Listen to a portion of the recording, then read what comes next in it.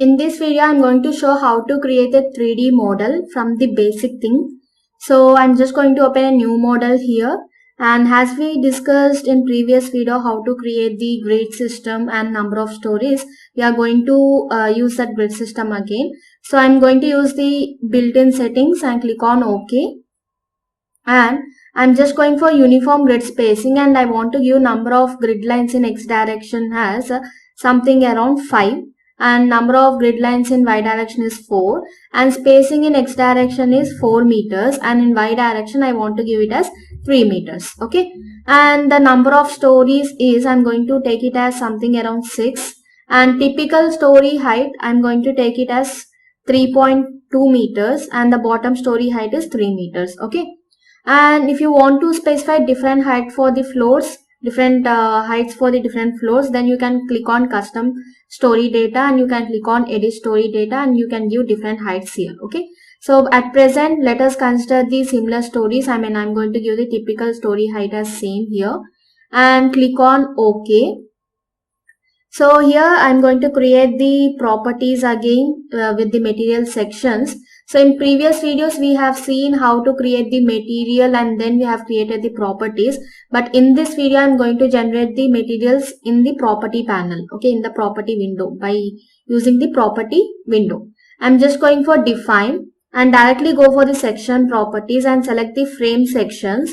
And I'm going to click on add new properties, and before that if you want to delete these all multiple properties you can delete. So you can click on delete multiple properties. I don't require these all the things. So just you can select all the things by using the shift N, and you can click on delete selected frames. So there are two more here and delete them. So delete selected frames. Okay, so click on OK to close this window and click on add new property. So just select the rectangular section and I'm going to give the property name as something around beam which is of 300 cross 230 width. Okay, and the material used is M20 grade or M25 grade. So here we can't see the concrete grade here. So I'm just going to create the concrete grade or concrete material by using this option here, add material. Okay, so instead of creating before this, I'm going to use this option and it will be proceeded for define materials window. It will be forwarded for this window and click on add new material. And under region you have to select the India and the material type will be concrete here, and the standard is Indian standard and the grade whatever the grade you want to assign there. So for example I'm going to consider M25 grade and click on OK. And if you want to change this all the things you can change. At present I'm going to take the same values, the default properties. So just click on OK. And again click on add new material and I want to apply the rebar also. Just click on rebar and select the required grade there. So HYSD 415. So click on OK. Say for example if you want to apply 500 grade for normal steel bars and stirrups, so you want to provide 415, you have to create two grades. Okay, so at present for this basic model I'm going to select 415 and click on OK, and again just click on OK to close this window.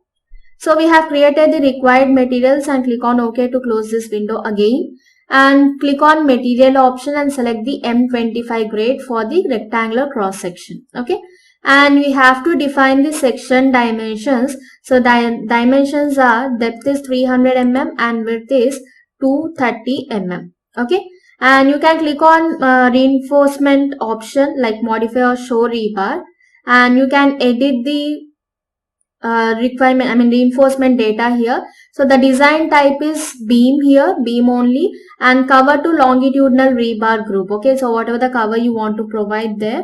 So the basic cover is 30 mm for the beam, and the rebar material longitudinal bars and tie bars. As I said, if you want to define two grades you can define and you can select from the list here. Okay, since I have defined only one thing you can just select that grade. Okay, if you want to define another grade of steel, simply you can click and the same procedure can be followed here. Okay, so going for confinement bars, just click on here and you can just select the HYSD bars and you can provide other details for the ductile beam. So let us skip this here. So click on OK and click on OK. So one material has been created, I mean one property has been created. If you want to make another copy of this, so simply click on add copy of property. So I'm just going to change this one to column.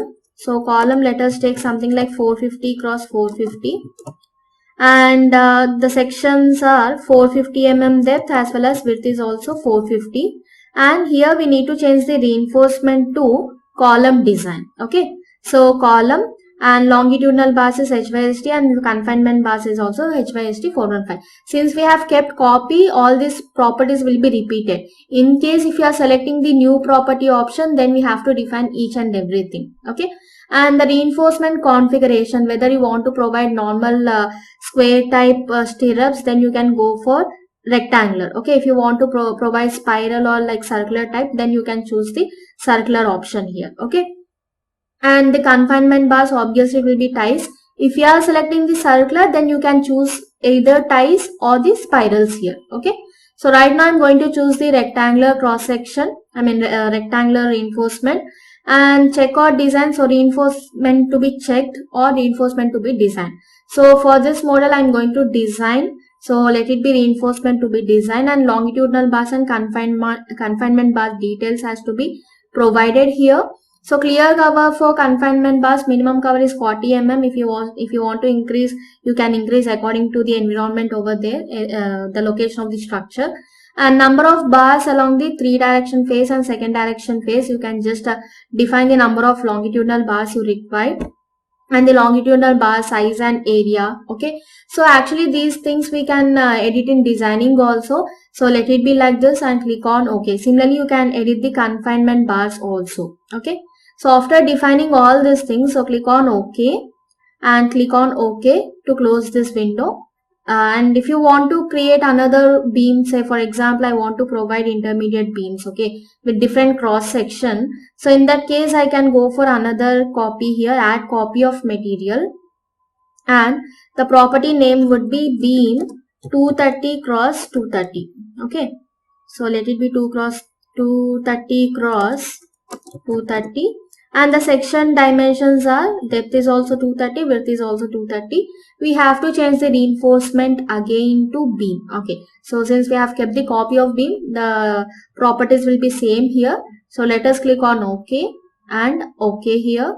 So we have created 3 frame sections. Okay, the sections required to create the beams and columns, which is a frame structure, and as well as I want to define the slabs also. Okay, so in order to create the slab, again we are going for define, and we have to go for the section properties, and we have to select the slab sections. Okay, so click on slab sections and you are going to get the default property. So let us delete the property. Okay, so let us delete the existing property, and this is a default one. Now I want to add a new property, and I want to name it as just a slab. Okay, slab of, let us take something around 250 mm.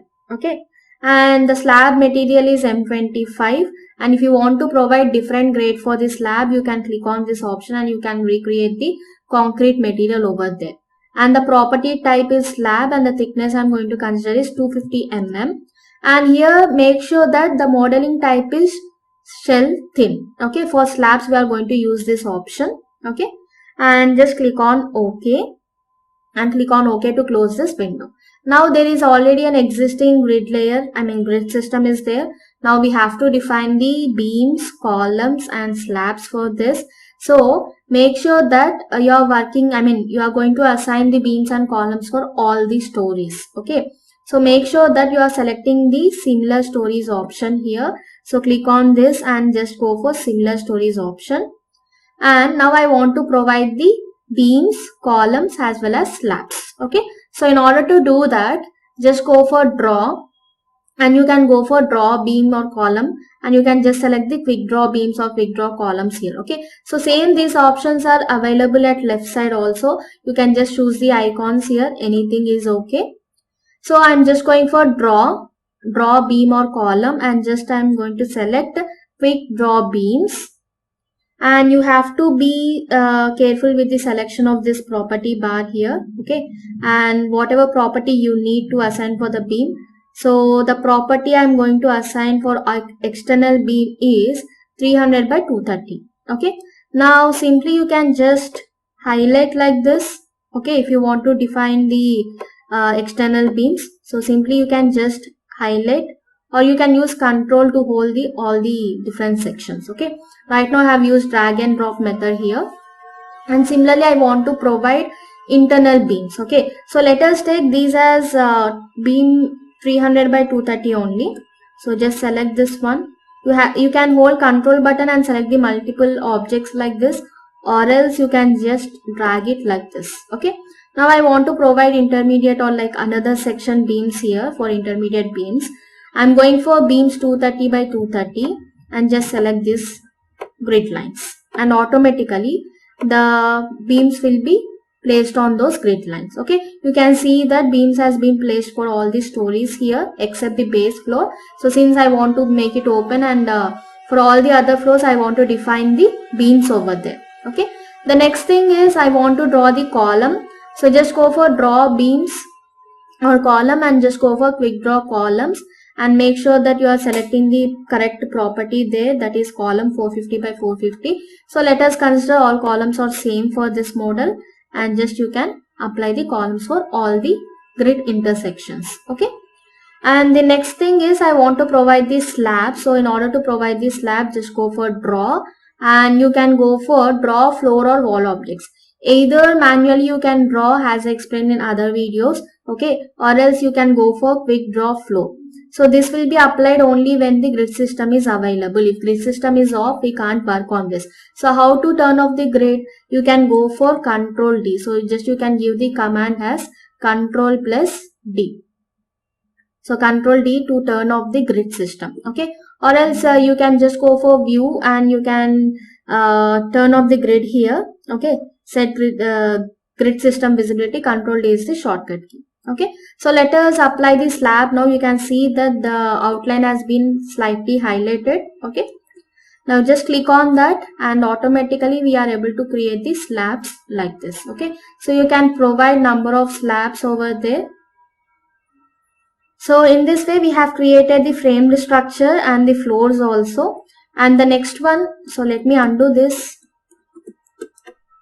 So I have assigned slab other property. So I'm just going for draw, and go for draw wall or floor beams and quick draw. So just select the property as slab here. Just go for the slab 250 mm and just define the slabs for all the sections there, all the frames. So either you can just choose like this, or you can just drag hold the structure there, and we got the 3D structure. And the next step is to apply the support conditions for this. So in order to apply the support conditions, we need to go for the plan view and just select the base, click on apply and click on OK. So here we need to assign the support for only base of the column, right? No need to provide the support for other points. So make sure that you are just selecting the one story option. Okay, for example, if you are selecting all stories or similar stories, what happens is the supports will be assigned for all the floors, but right now I require supports for only bottom base floor or the endpoints of the column. Okay, now I'm just going to select all the joints. You can see that in 3D all the joints has been highlighted there, and then go for assign, and you can go for joint option and then go for restrictions, and you can assign the fixed support. Click on apply and click on OK. Fine. So you can see that the supports has been assigned. Okay, you can just see the difference. Previously it was some other shape.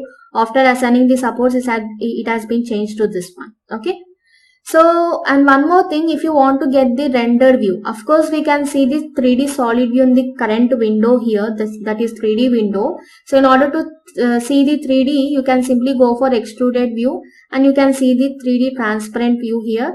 If you want to turn off the transparent view, you can just turn off the transparency for frame as well as shell in this option here, transparency toggle. Okay, so if you want to see the rendered system or rendered figure of this, so just turn off the extruded model and let it be normal line mode, and you can go for view option, and here you are going to have the show rendered view. Okay, just go for the 3D window and then we are going for view and click on show render view here, and automatically a certain window will be open, separate window will be open like 3D render view, and we are going to get the 3D object like this. Okay, so just you can scroll it, I mean you can use your mouse to rotate the screen like this. Okay, and in upcoming videos we'll see how to expand the surface, I mean how to expand the slab surface over there. So in this video we have discussed about how to create different sections and how to generate the 3D model, and we have assigned the supports and we have seen the render view also. In this